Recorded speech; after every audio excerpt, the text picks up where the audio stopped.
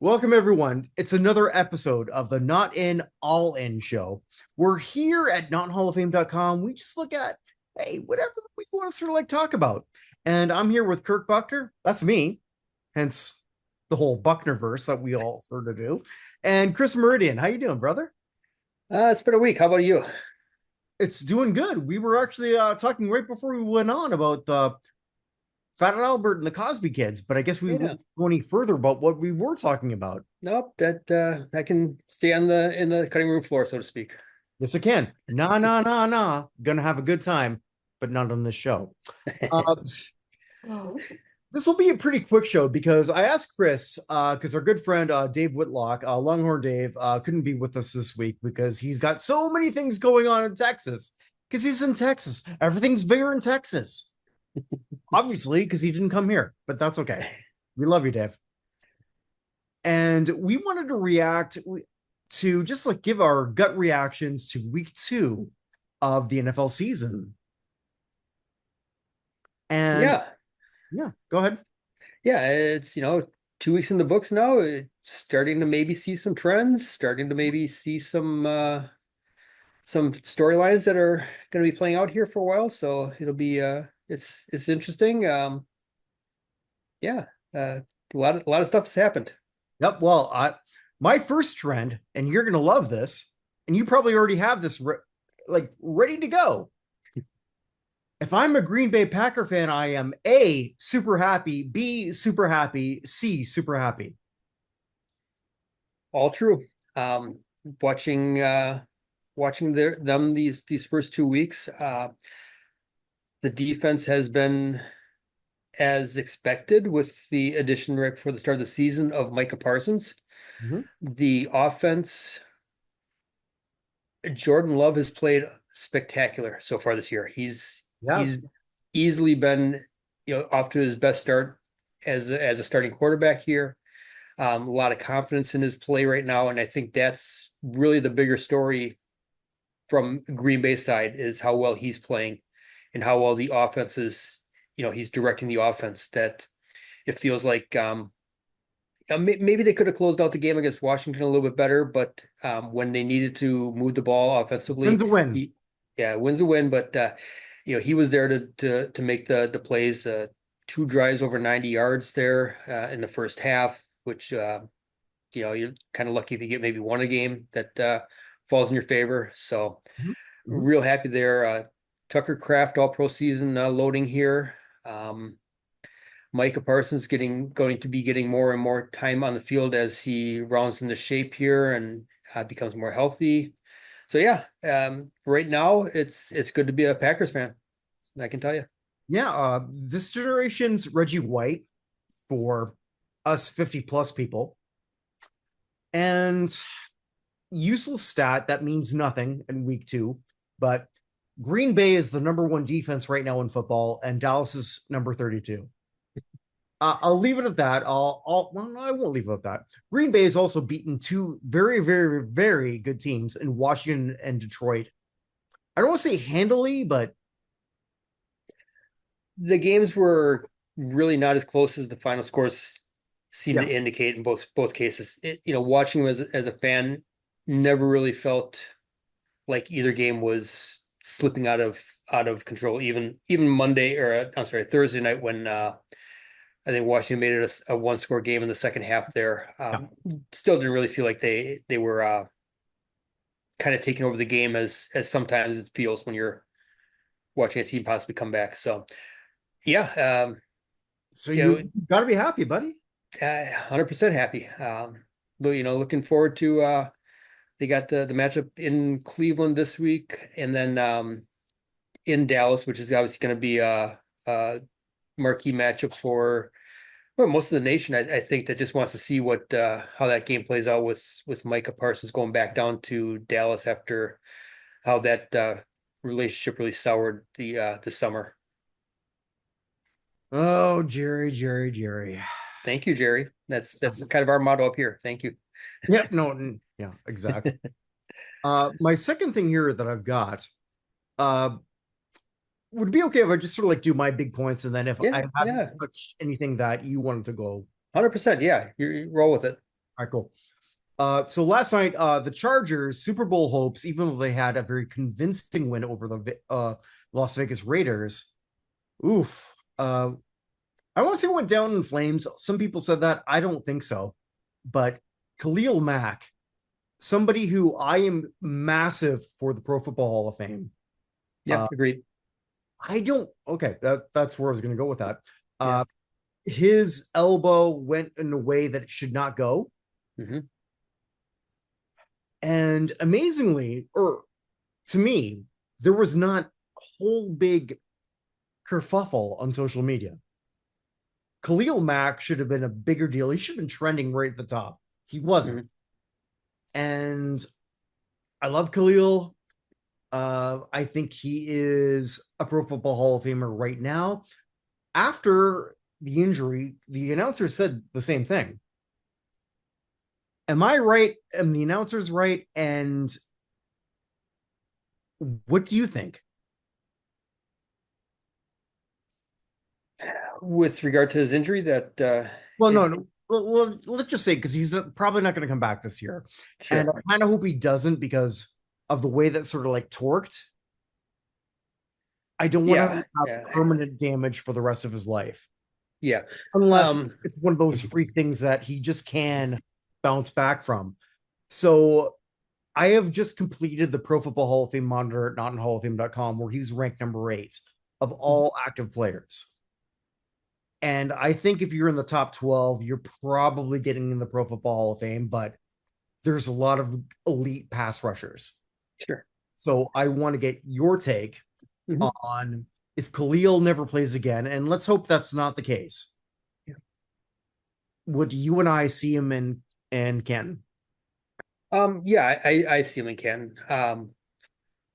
I do a lot of sports card collecting, and one of the things I try to target is players prior to their being selected to the Hall of Fame. So, future Hall of Famers, I kind of look for their cards. And Khalil Mack, if I were at a show and see something with signature memorabilia, low number, something like that, I'd definitely be looking at it because I expect him to be selected to the Hall of Fame 5, 6, 7 years after he retires.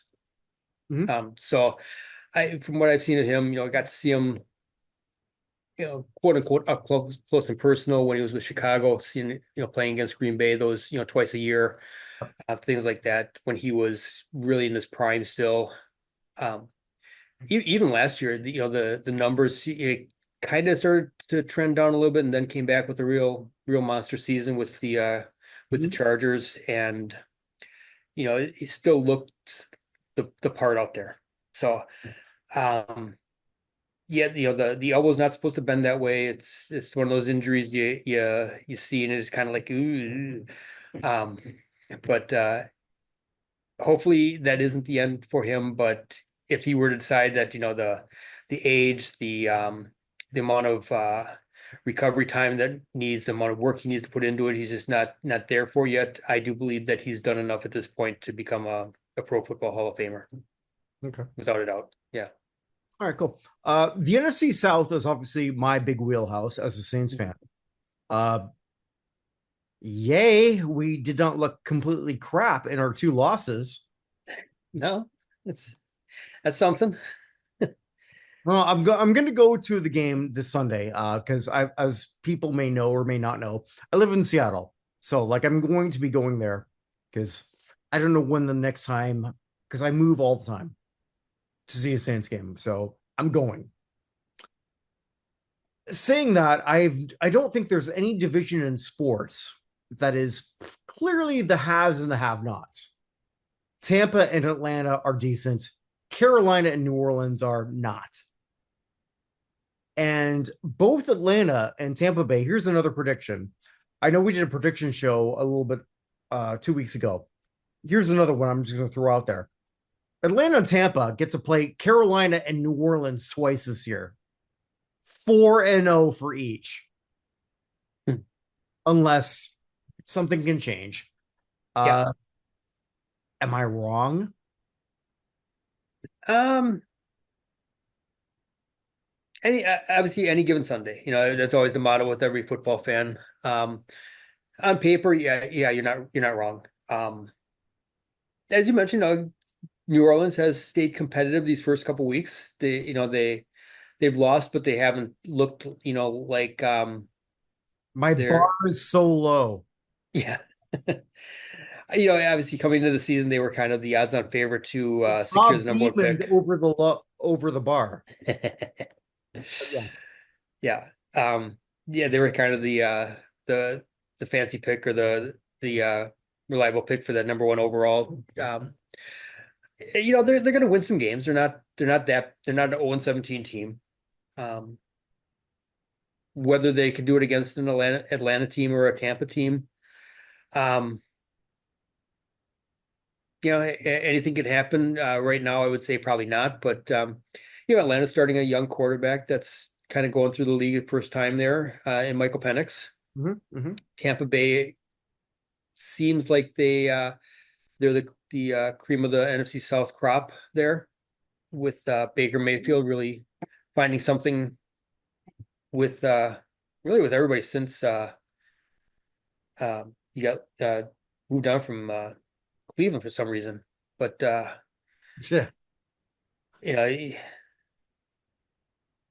yeah, I mean, I would say I'm mildly surprised that the Saints have been as competitive as they've been, but it's early still, and it's not to say that they're just going to fall off a cliff. But hey, injuries happen, and you know, teams kind of can play to the level of their opponents sometimes and have that kind of bite them in the ass. So sure, anything's possible, but I still think that they got a rough season ahead of for them. But yeah, I think they can give Seattle a run this weekend.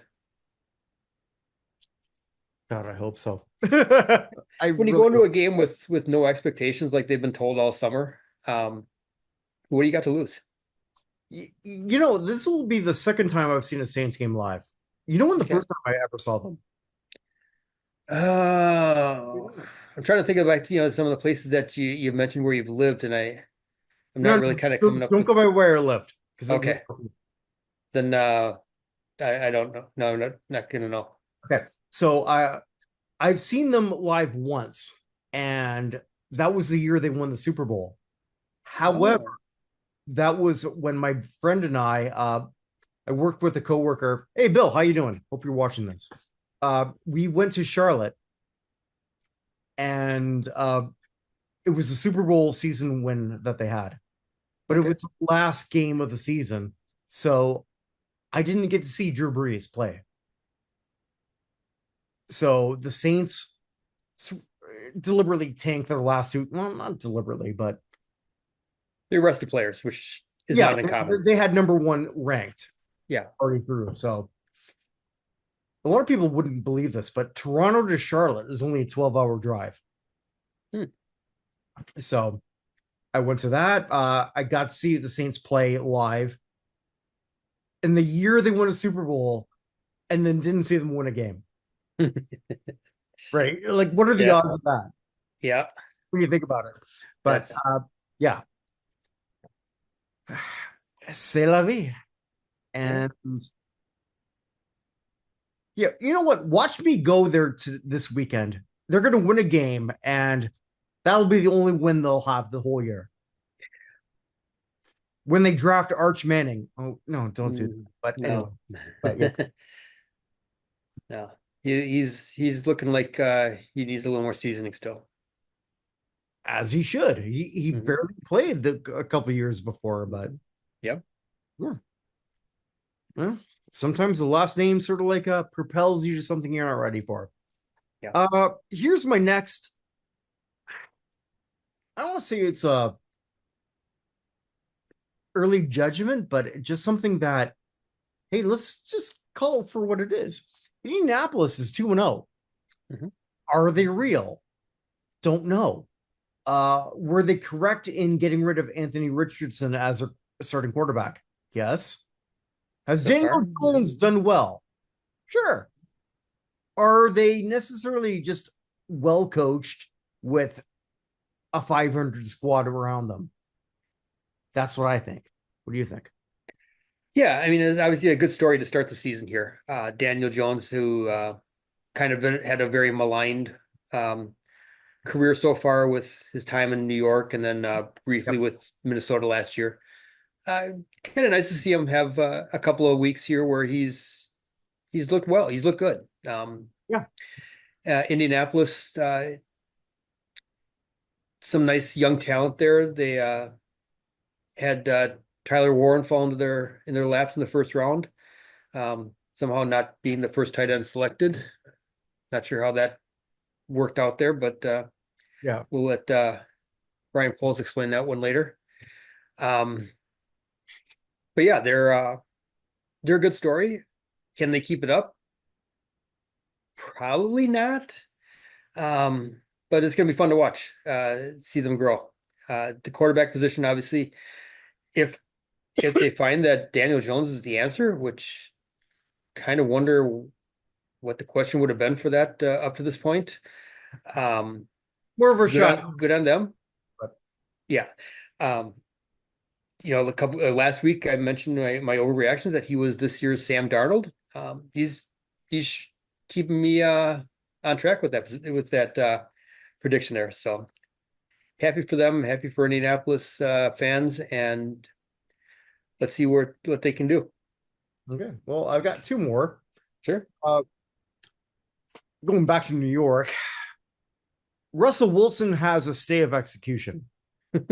And the Giants Cowboys game was the most fun of the week. I think a lot of us can sort of like agree on that. Yeah. Especially if you're not into either squad. It was a fun game. Sure. Yeah. It was a spectacle. That's a good way to put it. Yeah. Russell did well, but is it more because Dallas stunk on defense? He allowed himself to have another week or two before Jackson Dart takes over. Sure. That's what I saw. And I really, really, really like Russell Wilson. I said this to our friend Ron Katz the other day, who did not agree with me. Well, he didn't say that he didn't disagree with me, but he kind of did without You can understand where he's coming from. Yeah. I think Russell Wilson is the best Seahawk of all time. But yeah. I don't know if I would agree with that. Cortez Kennedy, first one that comes to mind, Steve Largent, Marshawn Lynch. But he's up there. I don't think it would take long to get to his name if you're calling roll there. I could very well be wrong. I've been told I'm wrong by indirectly yourself, indirectly Ron, and directly by others. Sure. Yeah, like I said, I don't know if I would go best ever, but like I said, I don't think it'd be too long to get to his name. Right. So Russ is Donovan McNabbing his way out of the Hall of Fame. Unfortunately, that's not what I want to see. But my final thing that I have is with the Cincinnati Bengals. Yeah. The most cursed team in professional sports. We've got turf toe with Joe Burrow. And the Bengals are a team that have a lot of money invested in, well, really three players. And one of those players will not be around for the next 8-9 weeks, maybe longer. Yeah, I heard earlier today that it could be all season. Oh, it could be all season. Okay, even worse. Yeah. I mean, worst case scenario, maybe he comes back December, for the last few weeks, but and how unfortunate is it that we have this for Joe Burrow, who I think for those who are not okay, I have my team, you have your team. I think a lot of people who go beyond that would just say like, come on, let's just let Cincinnati win. Am I wrong on that? Cincinnati has the potential to be a very entertaining team that could potentially have a deep run in the playoffs. the problem is going all the way back to when they drafted Jamar Chase, Yeah. is they have not given the offensive line the attention that it needs with building, Yes. every year it's the same thing. They Mhm. just don't, they have yet to build an offensive line that can protect Joe Burrow. Next year, he has a chance to win his third comeback player of the year award. I mean, right there should tell you exactly where the problem is Yeah. with Cincinnati and why they have not been able to advance further than they have. They have a hell of a lot of talent in Jamar Chase and Joe Burrow. Defense is adequate. Everybody's going to look at their team and feel like, I could improve this. We could improve this position or this player. But the problem is the offensive line. It's been talked about ad nauseum for several years now, and Hmm. this is the consequence of it. That you have a franchise quarterback that obviously is kind of running for his life every Sunday and still able to Right. make the team, help, will the team to wins here. So Yeah. A team in the bottom quarter in offensive line protection yeah, since he got there. yep. And that's the part that's really the negligence on the front office, that this isn't something where you had a couple of guys maybe you thought you could resign them, that you didn't. The draft pick just didn't turn out, something like that, an injury, all of a sudden you're running out there, three backups and a recently signed guy that was a backup from another team that you got a year ago or so. This has been a problem that's been known to Bengals fans, known to football fans in general, that just pay attention to these things for years, and it really it sucks for Joe. Hopefully, it's something that he just is able to bounce back from, and you know when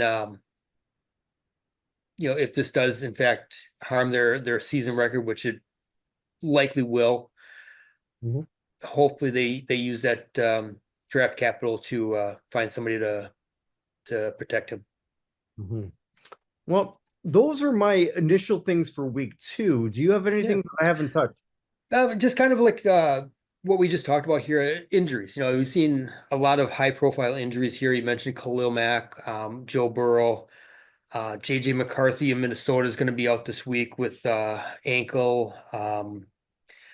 Justin Fields, the quarterback with the Jets, concussions. So there's injuries that happen every week. Some teams get it worse than others. It just seems like so far there's been some pretty high profile names that have gone down early this season, which obviously is not good for the teams, but it's also not good for competitive games to watch on Sunday, Monday nights, that kind of stuff. So Mhm. hopefully that trend turns around here relatively quickly, because obviously we all want to see the best against the best when Absolutely, yeah. Sunday rolls around there. NFC West combined 7-1 record so far. It's kind of interesting to see, although we'll see what goes on there. Brock Purdy's been injured. George Kittle's on IR already for 49ers. So, but they're off to a 2-0 start. All summer, Matthew Stafford battled injury to get just into camp and start to be able to play. So he seems like he's kind of, I don't want to say walking time bomb. That's not quite right, but a wrong turn could turn their season in a heartbeat there. Mhm. So it kind of looking right now like it's a really strong division, but it also could shift really quick with a couple of players that are kind of playing a little, possibly a little gingerly there. Mhm. Um, the other thing I really want to talk about is this, whatever you want to call it, the tush push or the brotherly shove or whatever the play Yeah, okay. is. Yep. Um, so watching that game against Kansas City on Sunday afternoon there here, and it seems like more people are starting to get to the opinion that they're just tired of the play for one reason or another. Um, there's the whole argument of, you know, learn to stop it and they'll stop using it. But I think what we saw on Sunday was maybe the more realistic path to getting this play out of the league is that the referees can't call it correctly. I think there was at least two times where you could easily see on the replay the players jumping on the offensive line before the ball is snapped. You have players lining up in the neutral zone for the offense for the because everybody's trying to jam in so close and just create this, you know, impenetrable wedge type thing that, you know, the players are lining up off sides that's not getting called.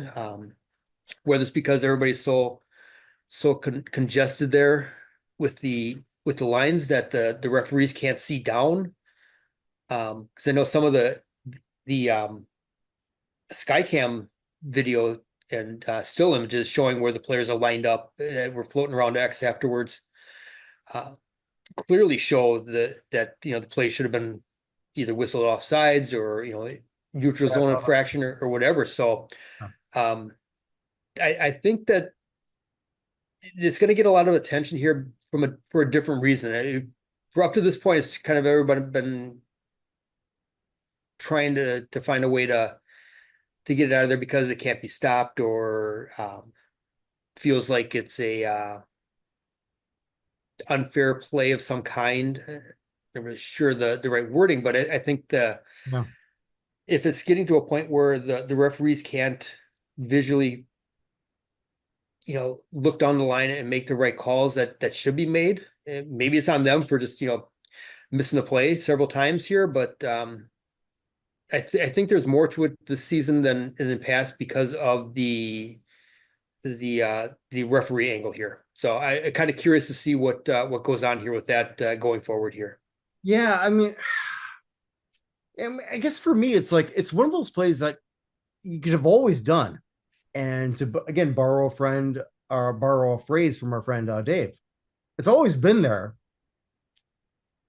You know, you could have done it. Yeah.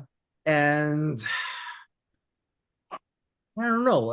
I have a problem with sort of like pushing away from a play just because a team's really, really, really good at it.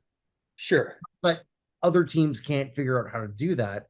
And if you want to sort of like go in the clove of safety, yeah, okay, I get that. Is it the funnest play to watch? No. No, I it's not. no. It's you want to talk safety, you want to talk fairness. You know, Well, it's the fair because offense anyone can do it. well, the offense can push a player from behind. They can't Yeah. pick a player up or, you know, pull a player Yeah. forward, But but some the defense can't push a player from behind. right, but some teams are just set up to do that better than others. Well, you look back to the you know, obviously this is going to bring, you know, Yeah. home here with me is you probably remember it too, but mid 80s with the Chicago Bears running William Perry out of the backfield. You know, that was a play that was similarly unstoppable for what it No, no, needed to no, do. but it was stoppable. No, it was because like I only say that because I did a deep dive on that Okay. All whole right. area. So eventually it did become stoppable. Obviously it did because they didn't run it in 86. They ran in the Super Bowl, didn't they? Okay, Super Bowl was an 86 season. Okay. All right. So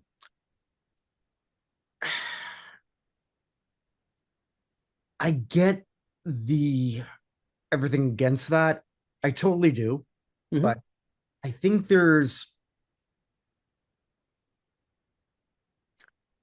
I don't know. It's not like they came up with some big advantage. Any other team can run what they're doing. Sure. Any other team can do it. Uh, and when we're looking at what we've already seen this year with Jalen, we've seen a couple of first downs, but Jalen is sort of like his touchdowns. I could be wrong here, and please correct me if I am, guys. They were not from like a tush push. His TDs this year. Hmm. So I don't know. It's one of those things again. It's always there. Do I like it? Is it fun to watch? It's not illegal. And you've got Well, a hard push to make it, in my mind, illegal. yeah. Uh, the play may not be illegal, but it seems like the way they're running it, maybe with the way it's been that's been missed with the way the line's setting up and things like that. So I think there's been obviously some penalty. Looking back at Sunday specifically, there was definitely some penalties that got missed on those plays. And So they you can always look at that. yeah, And so that'll if happen. that yeah, there's I know there's penalties on every play that get let go, overlooked, missed, whatever. Um, Okay. but I think the attention from that I think is going to spur something a little further this year than what we maybe heard in the past. I think you're right. And I don't know whether I agree with you or not. That's just I don't know. Yeah.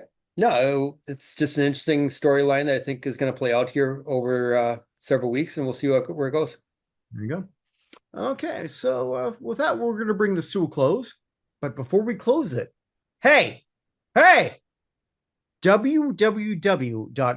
www.theusahof.com. What is that? That's the United States Athletic Hall of Fame, where you can sort of like help decide who's going to be part of the great United States Athletic Hall of Fame. Third class. Third class. I helped conceive it. Chris is part of the group that sort of like helped define it. But here's the great thing. Whoever gets in, it's all about your votes. Not mine, not his. All of Majority us. rules. Yeah. Yeah. And it's something that I think can be very special. I really do. Right now on the current ballot, encouraging, or sorry, like including athletes, contributors, and coaches, we have 17 sports. That's a lot. It is. Yeah. So help us out with that.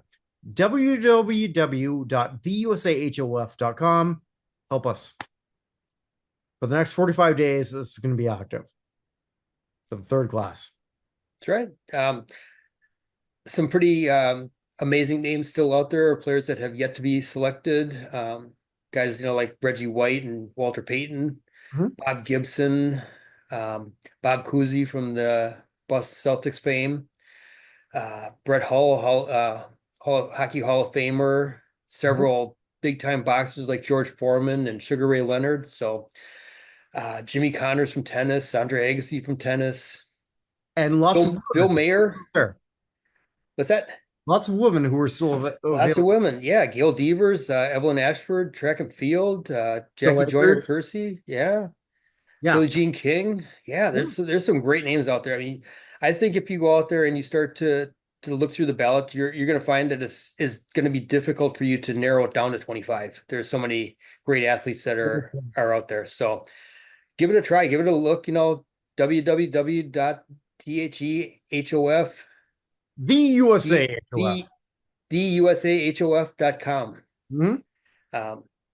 Have fun with it. It's there for you to have fun with. It's there for us to have fun with. It's for the fans, by the fans, of the fans. We're all the fans. Pure democracy at place. That's right. Yeah. So wherever you are. No. One more thing. Oh, he's not here tonight, but yeah, go ahead. Sportsman of the week. Our buddy Longhorn Dave every week picks a Sportsman of the week. He's been doing it for many years. Yeah, so you can find him on X at LHD _ well, at least you're ready for this. Yes, exactly. It wasn't like I didn't plan it out here. Well, just look up at LHD on sports, and you're going to see his weekly Hall of Fame that he's done, or not Hall of Fame, sorry, apologies. Weekly Sportsman of the Week. LHD _ sports on X. There you go. Okay. And it's really, really, really, really fun. So like you can sort of like go through that and just sort of like enjoy the past history of sports in the last 15 years. Mhm. It's amazing. And congrats, Dave. We love you. So, wherever you are, wherever you may be, make today count. Never comes again, gentlemen. Take care, everyone. Yeah.